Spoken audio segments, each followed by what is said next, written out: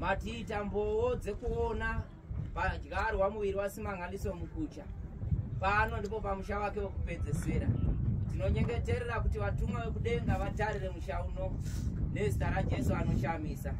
Tinonamatira rugare nenyasha zvirambe zviri pakati pedu. Tinonamata Mwari kusimbiswa kwemhuri. Tinonamata kurangaridzwa kurarama kwedu panyika ino. Tirarame tichiziva kuti Jehovha unotida uye Jehovha unotinzwira nyasha. Uye tirarame mukubatira imi mazuva ese ekurarama kwedu. Takuvongai nokusingapere muzita raBaba, Mwanakomana neMweya Anoyera. Amen. Amen. Mazita nokumbira vemhuri veukama vanokwanisa kusvika vafambe vauye pano tingotora ivhu muisa vanotiimbira vaye muchiimba vari vachiditsira zvakanaka. Hanzi Baba Juminda Gataze Uberekera. Uyai fambai veukama vanokwanisa kuuya vanonzwa kuda kuti vaonekane nemudikani nenzira iyi. Fambai muye.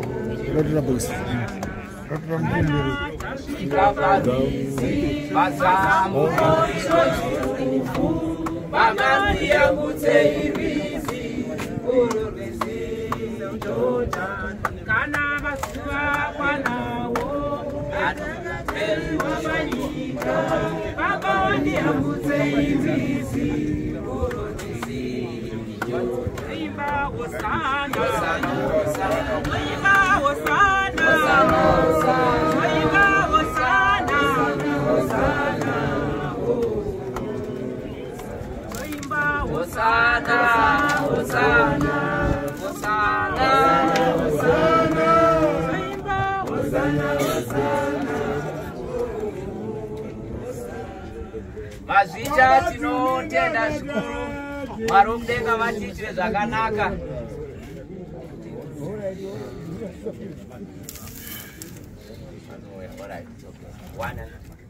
It's okay. Tiri kuziviswa pano kuti kune vekuTobacco Processors of Zimbabwe vakuru vauya kuti vaonekane zvakare na Baba Dumi Simangaliso Mukucha. Vari pedyo here? Ngavafambe vauye pedyo vataure mazwi mashomanana titeererese. Mushure mezvo tichabva tawana vote of thanks yatichapiwa. Basa rotanga kuitwa rekupedzisa basa riri pano. Tapedza kudaro tinobva tazoenda kumba tinowana kudya kwatasiya kwagadzirwa. Good. Vapadyo here? Yatotanga.